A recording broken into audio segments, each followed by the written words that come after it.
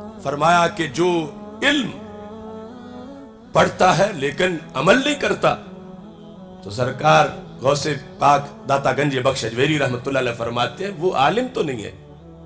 اس پر بھی قرآن سے آیت پیش کی، کانہم لا یعلمون، کہ کچھ لوگوں کا ذکر کر کے رب نے فرمایا اپنے پڑھے ہوئے پہ وہ عمل تو کرتے نہیں، تو پھر وہ لا یعلمون ہے، یعلمون نہیں، وہ علم والے نہیں، وہ جہالت والے ہیں۔ تو داتا گنج بخش اجمیری رحمت اللہ علیہ نے یہ ہے تصوف جس کے قائل داتا گنج بخش تھے، علم اور عمل دونوں کو اکٹھا کر کے انہوں نے بر صغیر کے مزاج کو منور کیا۔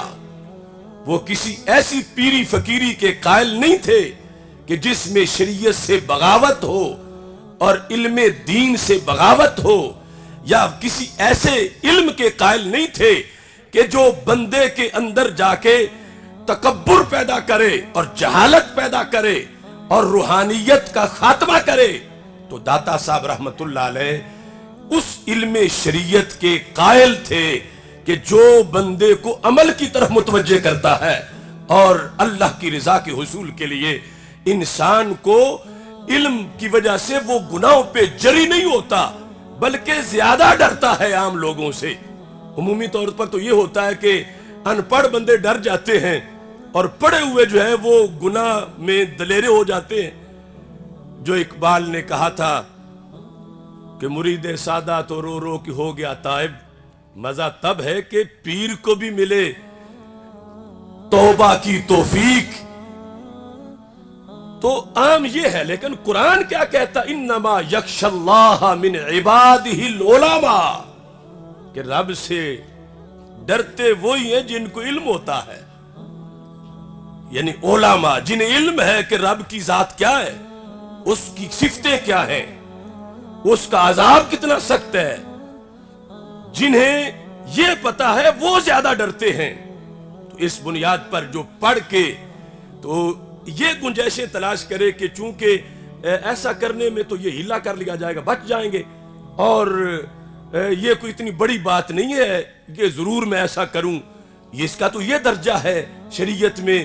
اور چھٹیاں جس طرح وکلاء کسی کیس کے لحاظ سے جانتے ہوئے، اس طرح وہ لوگوں کو بھی چھٹیاں دینا شروع ہو جائیں اور خود بھی چھٹیوں پہ لگ جائیں تو پھر تو علم کا تقاضا نہیں رہتا۔ فَرَوَكَنَّهُمْ لَا يَعْلَمُونَ۔ تو داتا صاحب رحمت اللہ علیہ نے دونوں چیزوں کو بیلنس کرتے ہوئے جو مزاج ہے اسلام کا، اس کے مطابق آپ نے بر صغیر پاک و ہند میں تبلیغ کی، اور اسی باب کے اندر آپ نے علم کے جو بندے کو آ جائے تو پھر عمل سے دور نہیں رہتا بندہ، پھر عمل ضرور کرتا ہے۔ آپ نے ایک مثال دی کہ تھوڑا سا علم بھی بندے کے اندر ہلچل مچا دیتا ہے، تھوڑا سا، پورا پڑھ جانا تو بڑی اگلی منزل ہے اور پھر اس پہ عمل کرنا۔ آپ نے کہا بصرہ کا ایک رئیس تھا، وہ اپنے ڈیرے پہ گیا اور اس کے ڈیرے پر باغ میں اس کا ملازم رہتا تھا، اور اس کے ملازم کی رہائش وہیں تھی، اس کی بیوی بھی ڈیرے پر تھی۔ تو اس کو بیوی کو جب اس نے دیکھا تو اس کی نیت خراب ہو گئی اس رئیس کی۔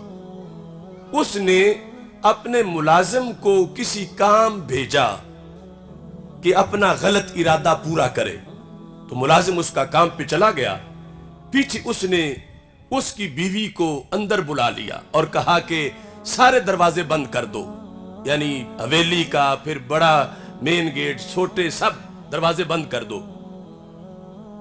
تو وہ دروازے بند کر کے آ گئی۔ تو اس نے پوچھا کیا دروازے بند کر دیے؟ اس نے کہا ہاں بند کر دیے۔ اس نے کہا سارے بند کیے ہیں؟ اس نے کہا باقی تو کر دیے، ایک بند ہوتا ہی نہیں۔ اس نے کہا کہ ہمارے ڈیرے کے تو سارے بند ہوتے، آپ کون سا کہہ رہی ہیں کہ وہ نہیں بند ہوتا؟ اس نے کہا جو دروازہ میرے اور میرے اللہ کے درمیان ہے وہ نہیں بند ہوتا، باقی تو میں بند کر آئی ہوں۔ یہ تو سوچ لے کہ تو دروازے بند کر کے برائی کرنا چاہتا ہے، لیکن تو اس سے کیسے چھپے گا کہ جس نے قیامت کے دن حساب لینا ہے، یہ دروازہ بند نہیں ہوتا مجھ سے۔ اب جملہ تو اس سادہ سی خاتون کا تھا لیکن فکر آخرت پر مبنی تھا۔ داتا صاحب کہتے ہیں وہ ایک جملہ اس رئیس پر اثر کر گیا، اس ایک جملے نے اس کو بدی سے روک دیا، حالانکہ کوئی رکاوٹ نہ رہی تھی اور وہ جو چاہتا کر لیتا، جہنم والوں کا کام بدکاری کر لیتا، لیکن جس وقت اس عورت نے اس انداز میں اس کو جھنجھوڑا کہ تو دروازے بند کرنے کا تو تیرا یہی مقصد ہے نا کہ کوئی نہ دیکھے، تو جو سب سے بڑی ذات ہے وہ تو پھر بھی دیکھے گی، تو یہ چھوٹے دروازے بند کرنے کا فائدہ تجھے کیا ہوگا؟ تو وہ تائب ہوا اور اس کے دل پہ اس علم نے اثر کیا۔